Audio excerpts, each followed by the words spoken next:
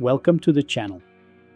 And then of course you also want the 50mm 1.7 if you have used the other versions. What I have seen of this lens convinced me that this is also a very fine lens. Still, it was hard work to get the most out of this lens. How easily I could achieve everything with the 40mm 1.8. It was that much more difficult with this lens.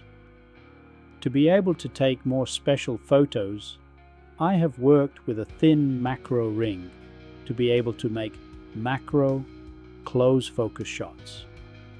Nice, sharp shots can be made. Because it was less easy than with the 40mm 1.8, I will not grab this lens so quickly anymore.